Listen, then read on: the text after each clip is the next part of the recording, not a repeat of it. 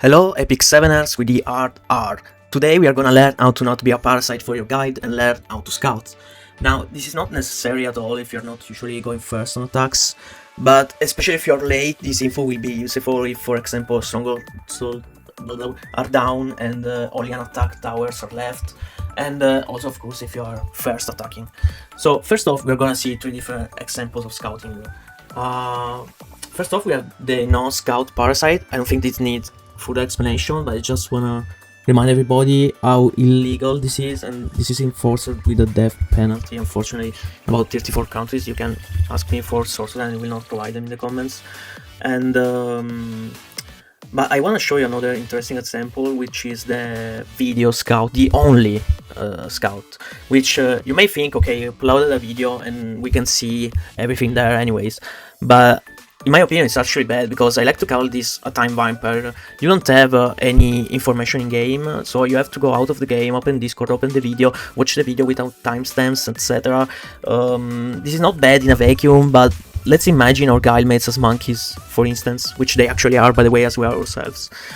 Will the guild monkeys really go over Discord and watch the video, watch the artifacts, the CR bar if it's present, watch the builds if they are presented, and plan accordingly? Hell no, they will not do that. You can also argue that guild monkeys will not read the message in game, and I agree to an extent, because it's far easier to just tap the little note and take a peek of what was written, especially if you follow my guide and write something useful. People will catch that. So again, it's not bad if you... Actually, it's better, but you have to provide some basic information game, basically, in addition to a video and anything else, right? So then we have or got the actual Scout Giga Chat. Just beautiful message, which doesn't need full explanation. It's just incredible what this player accomplished for Israel today, honestly. Just basic information, the essential that anyone needs to do a safe attack. So let's get to a live example attacking one of the towers. Before we get into team building, we had to set up something to get our information.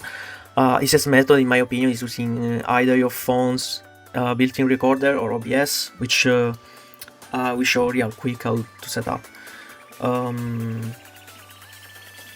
You just need to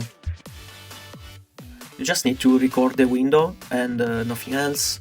So sorry if this is in Italian, but just very straightforward. You right click at the source, which is your window, and you click then on properties, select Epic 7, set everything on default, automatic, whatever, and okay. Then you just have to record when you're ready. It's literally just that. You don't need audio, you don't need anything. Just make sure that the preview window matches what you see on Epic 7, right? So let's get to the team building. So a good general rule is, unless you are a legend cleaver, do not ever cleave with a non-attack skills for scouting, which means Emil, Celias. Honestly, even Muna can be very dangerous in scouting, because there are a lot of artifacts that CR push on an enemy, so yours, non-attack skill. So it's, if you have to cleave, and especially if you have the speed, because you also have to realize that most people have 300 something in their depth. You have to assume that at least. You can cleave with something like Briar, for example. You know, Briar DN is a very good cleave right now. I would really recommend checking out all the different artifacts that can CR push your enemy. You can do that on Cecilia bot and filter them out.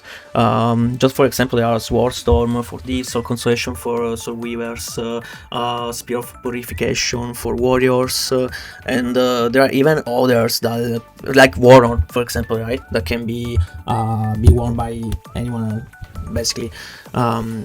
So then let's start with a little brainstorming using the Discord bot, because it's a very super tool to get keyword out super easy and super fast.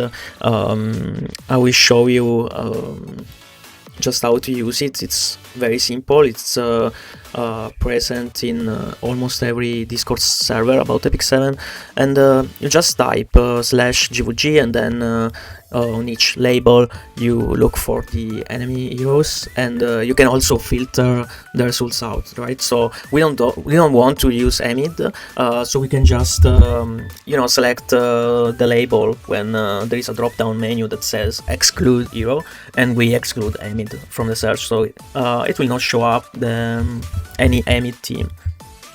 But the result will be the different teams and their chances of winning out of taken stats.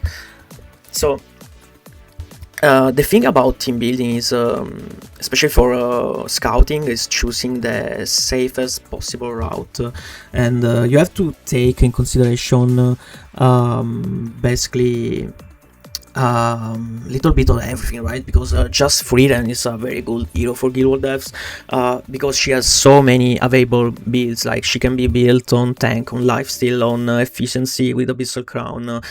She can wear how is called Fairy Tail and the additional damage. She can also be like 300 speed. She has so many builds, and but there is always a way in this meta to have a team that it's impossible to lose against a Guild Wars dev. It's very hard to take green shields right now. So, for example, just for the first team, right? What cannot ever lose? Something like Shu, something like Dark Corvus. I think even. Let's see about the trap, right? For example, Genesis Ras can be 0 crit with 3F. Even then, it can kill the Corvus. Or Setsuka can be kind of cleave build on 300 speed Sword Storm, so she gets pushed up and she removes all the buffs, etc. We don't care about that either. What about School Nurse, right? Eula can cleave, whatever. We don't care, because Ras can kill us in the first turn. We just need one turn to finish off Setsuka, and then we will rotate enough to kill Ras on our second rotation. So about the second team, I think the safest route will be something like Elvira, because we don't care about Elvira HP for this attack. We just want something that takes all the attacks and is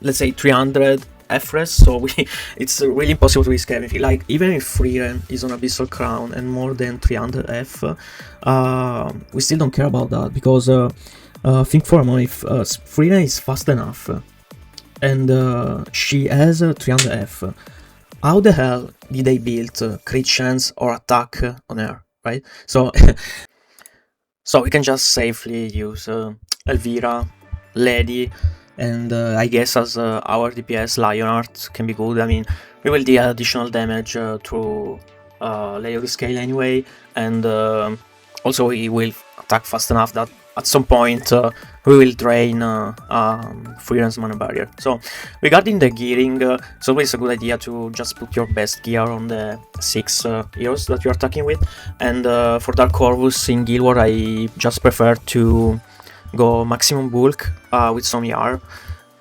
because Aram is just enough to use Aram, ulti, and wait for the next rotation. I think this is a good enough build. 39 KHP and 83 FRES is way more than enough. Again, if Ras will have 100 efficiency, it will lose a lot of damage. And let's also keep a symbol of unity to just avoid any possible accident due to Setsuka. We don't want to leave Setsuka to 1 HP, that would be very bad. Then for the Aram and Bunny, you want to have more or less the same build, basically.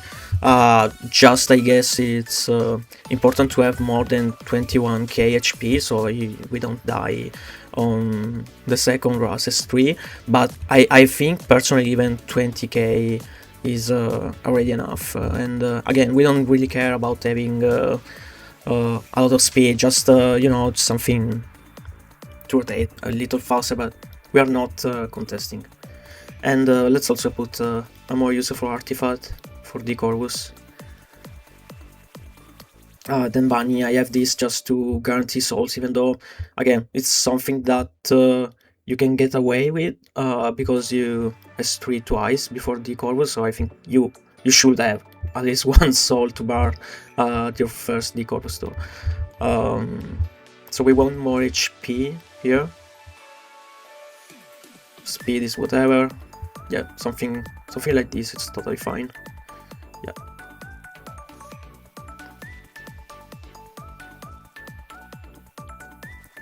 And let's do our T2 builds. Let's keep golden rose, it's fine.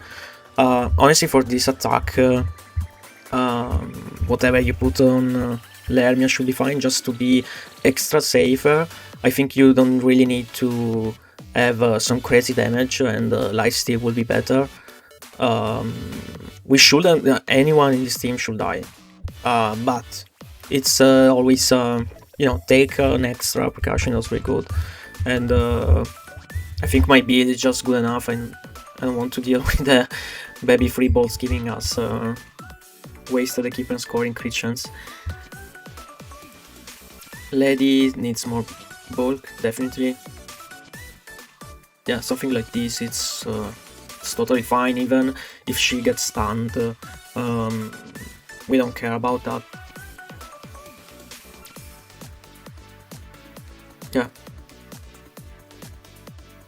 Also, using the select equipment to exclude from search function honestly made it much faster to gear for Guild War, because you just exclude you know, characters that you have already geared. So I basically never go, you know, looking for specific piece in my entire inventory. So I mean, for Elvira here we don't really care for HP. Yeah, something with 2 and 71 FRES is good enough. Honestly, we could also go more for less HP. And let's check quickly the builds. Actually, before we do that, we should hit record on OBS, right? So we want to make an additional video to our scout to, you know, maybe go back to it in the future, to, you know, review our attacks, see what we could have done better, or if we, you know, we don't want to use the bot, we just want to use something that we already know it's safe. And so let's do a little build showcase before the attack to also, you know, show our guildmates how we build to win, right? Because someone can go with 300 speed ARM, no HP, then get so sped and then lose.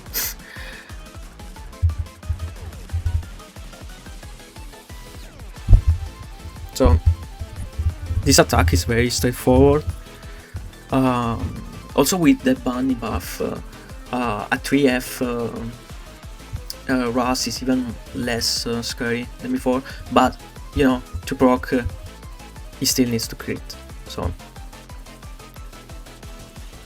we reset the Corvus, and then we kill Setsuka, because she can actually kill our 2 survivors with her counters, and the S3 is very annoying. So now we just focus down Eula in the hope to double the buffer due to RS2, but our rotation is also messed up because Bunny goes first, so and the Corvus is reset. So on his next turn we must shot Ras, and we have basically won from here.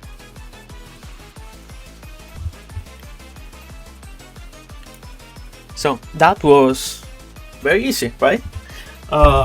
Again, you can get away with less gear score, and oh, now we also have a perfect example, because we outspeed, so it's very important when you outspeed to just stop, click on the top right and see the CR bar.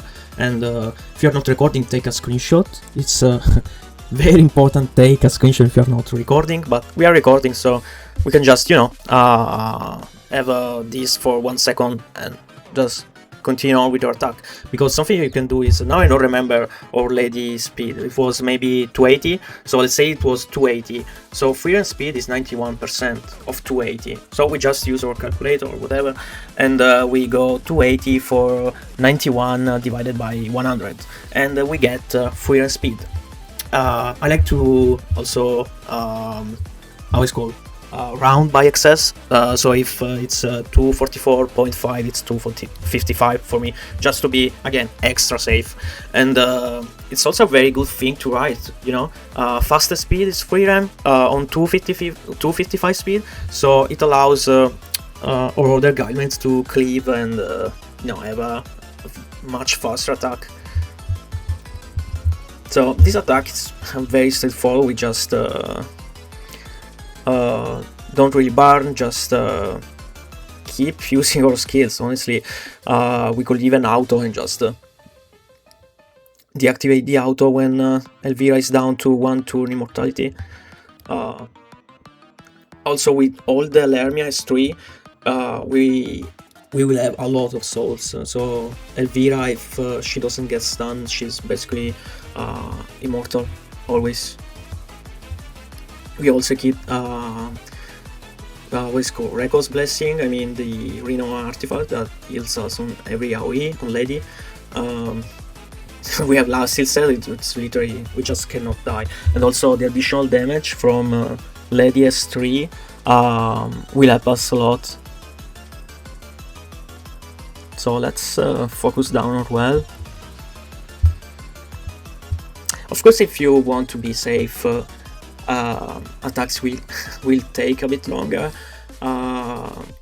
but you know, you're doing this to win. At the end of the day, I think it's worth it, and you know, taking 5 minutes more, it's like, it's not like these attacks really takes a lot of your attention to do them, right?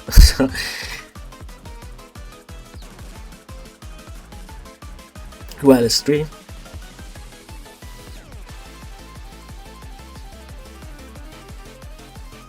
I guess you can also use Angelica here on same build, something like 300 FRES, but on Candlestick. We S3 for the additional damage. In most cases you don't want to S3 when you have Elvira in your team and Lady, but just for this case, against Fourier, it's just better. And again, by the time Elvira takes another turn, or rather 2 more turns, we will have 1 more souls.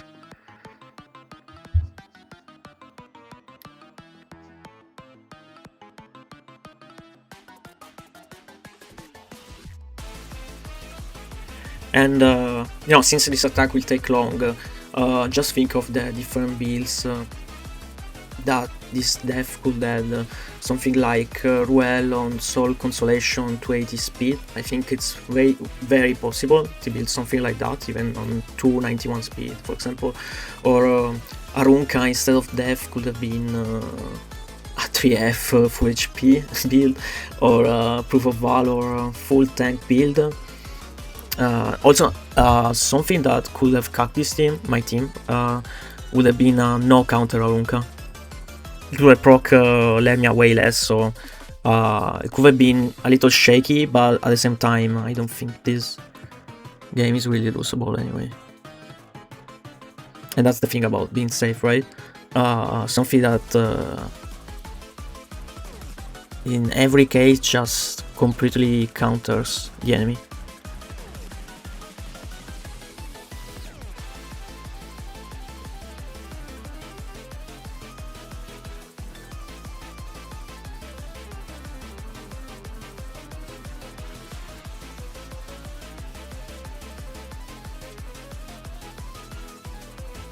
And the thing is, watching this attack, of course, you may think, oh, you know, why you didn't went to with Destro, Lermia, and I don't know, efficiency, Lady of the Scale, whatever. But it's always about knowing after your attack, right? We didn't know what was waiting for us here. And not only that, but I also wanna specifically make a point about how good is recording your attacks and then going review them afterwards, because I really didn't pay attention at the start of this game, this this part of the attack, so I completely forgot what RT the anything was. So if we didn't record, our wall scout would have been useless, aside from I guess the CR bar, but yeah, recording way better for scouting. Again, with if you use your phone, is way easier to, doesn't really take space anyway, because you can stop recording as soon as you get into the game, or a point where you already saw anything, right? Because you saw the artifact procs, you saw a counter proccing, for example, and something like that. So after that we go on OBS, hit file, and it on show recording, so it brings us to our default folders where we save our OBS recording, right? And we look for the video, and we bring up the video. So now we just skim through it and go for the frame where the match starts, and we can see all the artifacts. That's the first important thing to write in a report, in my opinion. So we can see Nurse was on Secret of Stormsword, Setsuga on Little Whisper, and so we go edit or guildmate report, which was really empty, but not edit out, just out of respect for my guildmate. And so we start writing. Nurse was on Secret Art Stonesword, we abbreviate of course, and we don't really care about HP in this case. It's something that I usually write every HP, but you know, it's only important for certain cleaves or certain enemies. In this case, Ras HP is important, also Setsuga HP is important, but unfortunately we can know that because we just one-shot her on the first turn. So we just, you know, you go to Eula's tour to see her HP. It's written on the bottom left. And if you want on the report, you can write 24k HP, and that's it. Or even 24k, I think everyone will understand that. So I'm just skipping to see if maybe the Corvus damage will tell us something about Setsuga HP, but I think it's useless. Also, you write on to indicate that the character was on his signature artifact.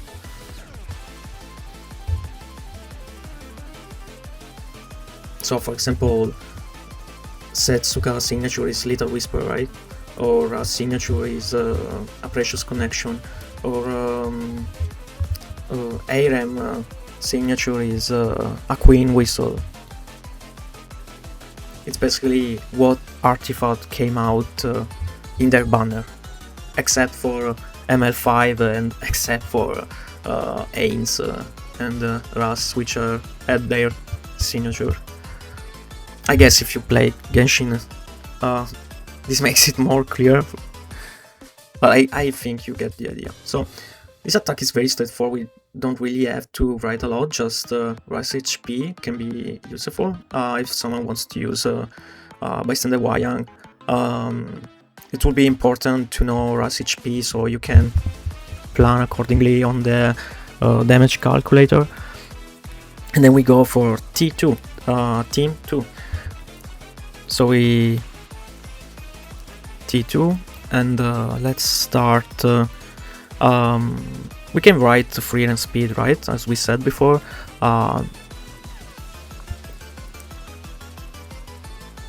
Again, the thing about recording, we can go back and look for Old Lady speed or build, and then calculate accordingly. But this is just an example, so let's just write if, for example, Freeren is less than 270 speed on artifact.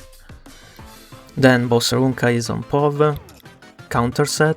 I think we, since we have space, it's also a very useful thing to write, especially if someone, you know, might copy your team. And Ruel was on... Oh yeah, Candlestick, yeah.